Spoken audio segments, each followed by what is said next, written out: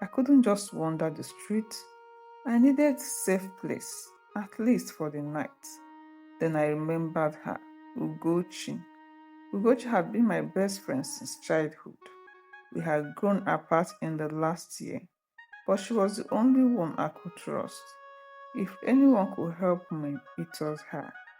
I picked up my phone and dialed her number with shaky fingers. She answered on the second ring. Ada, I swallowed hard. Ugochi, please, I need your help. There was silence. Then, are you okay? What's wrong? Tears welled in my eyes. I can't explain now. Can I come to your house? Of course, come now. Relief flooded my chest. I grabbed my bag and ran out of the house, my heart pounding. I didn't know what future held, but one thing was certain. I'm never coming back. I ran as fast as my legs could carry me, gripping my bag tightly as I weaved through the crowded streets. Every step away from the house felt like a breath of fresh air, but fear clung me like a second skin. What if he found me? What if he was already looking? Goju lived in the next neighborhood, about 30 minutes away. My legs burned as I walked, but I didn't stop. I couldn't. By the time I reached her house, my body was drenched in sweat, and my chest was heavy. I knocked frantically, my heart slamming against my ribs. The door swung open, and Ugochi's eyes widened. Ada, she pulled me inside and locked the door. I collapsed into the couch, shaking. My lips trembled as I tried to speak, but no words came out. Ugochi knelt beside me, concern etched all over her face. Ada, what's going on? You look terrible. Tears slipped down my cheeks. I don't know where to start. She grabbed my hands. Start from anywhere. I took a shaky breath. I am pregnant. Her hands flew to her mouth. Pregnant? How? Who? She stopped, her brows frowning, then her eyes widened in horror. Ada. No, it's not. I looked away. My silence was all the answer she needed. She gasped, her voice barely a whisper. Your father. I nodded, fresh tears spilling down my cheek. Oh my God. Ugochi sprang to her feet, pacing. This is insane, Ada. This is, she turned to me, her hands on her head. Does anyone else know? No. She exhaled deeply. We have to report him. Panic shot through me. No, we can't. Ada, we have to. That man needs to be locked up. I shook my head violently. No one will believe me, Ugochi. He's respected. He will twist the story. He will say I am lying. I have nowhere to go. Ugochi bit her lip, frustration evident in her eyes. Then she sat beside me. Okay, if we can't report him, what do we do? I insisted. I need a safe place to stay. She nodded. You can stay here. Relief washed over me, but it was short-lived. A loud knock echoed through the house. I froze. Then a voice followed. Ada, I know you're in there. Open this door now. My blood ran cold. It was my father. The room spun. My hands turned ice cold. How did he find me? Gochi looked at me, fear flashing in her eyes. Ada, what do we do? Bang, bang! I said, open this door! His voice was sharp, filled with barely controlled rage.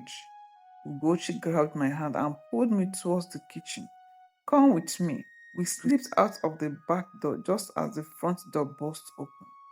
I heard my father's heavy footsteps storming in, his breathing raged with anger. She's not here. Ugochi's mother's voice rang outside. Lies. My father never believed lies. We ran into the narrow street behind Ugochi's house. My heart pounded in my ears, my stomach twisting in nausea. My father would not stop until he found me. We kept running until we reached a quiet area. Ugochi bent over, panting. Ada, where do we go now? I swallowed, my throat dry. I had nowhere to go, no one to turn to. But then, a memory surfaced. My mother's auntie, Auntie Grace. She lived in Benin City. We weren't close, but she was my only hope. We need to get to Benin, I said, my voice shaking. Ugochi's eyes widened. Benin? How? I grabbed her hands. I have some money. If I can get to the motor park, I can find my way there. She hesitated, then nodded. Let's go. We made our way to the main road, hiding in the shadows. The fear of being caught was suffocating. When we reached the bus stop, I bought a ticket with my shaky hands. Ugochi squeezed me in a tight hug. You'll be okay, Ada. Just keep going. Tears pricked my eyes. Thank you, Ugochi, for everything. I climbed into the bus and watched as she disappeared into the crowd. As the vehicle rumbled to life, I took a deep breath. I was finally leaving. But I didn't know that the nightmare was far from over. The journey to Benin City was long, but my mind was heavier than my body. What if Auntie Grace didn't believe me? What if she sent me back? By the time I arrived, it was evening. I stood outside her house shaking. Then I knocked. The door opened and Auntie Grace stared at me in shock. Ada, what are you doing here? Tears streamed down my face. Auntie, please, I have nowhere to go. She pulled me inside and sat me down. What happened? I couldn't stop the words from spilling out. The abuse, the pregnancy, my escape. Auntie Grace's face hardened, her fingers gripping the edge of the chair. That wicked man, she whispered. I always knew something was wrong with him. I exhaled in relief. She believed me. You're safe now, Ada, she said, pulling me into a hug. I will protect you. For the first time in years, I felt hope. Days passed, and I started feeling safe in Auntie Grace's house. She took care of me, helped me register for antenatal, and promised to fight for justice. Then, one evening, my world shattered again. Auntie Grace rushed into the room, her face pale. Ada, we have a problem. I sat up. What happened? She locked the door and lowered her voice. Your father is looking for you. My stomach turned. How do you know? He reported you missing. He told the police you ran away and is searching for you everywhere. I gasped. He even came to Benin yesterday, asking around. Panic gripped me. What do we do? Auntie Grace's jaw clenched. We fight back. The next day, she took me to Human Rights Office. They listened to my story and promised to take legal action. Then, we went to the police station. When I stood before the officers and told my story, I could see the disbelief in their eyes. My father was a respected man, a church elder. How could he do such a thing? But Auntie Grace was fierce. She presented evidence, my pregnancy, my hospital records, even a statement from Ugochi. It took time.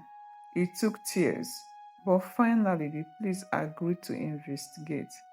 And then the call came.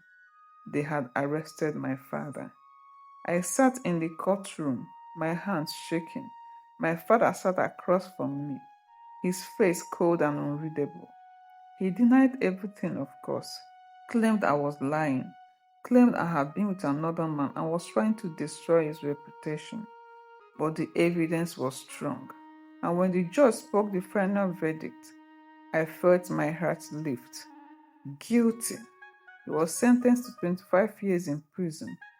I wept, not for him, but for myself, for the years of pain, for the childhood he stole from me. Justice had been served. Months later, my belly grew bigger, and so was my strength. The nightmare didn't disappear overnight. The scars didn't fade instantly. But with therapy, love, and support, I started healing. And when I finally gave birth to a beautiful baby boy, I held him close and whispered, "You're not a product of pain. You are my hope." For the first time in my life, I was free.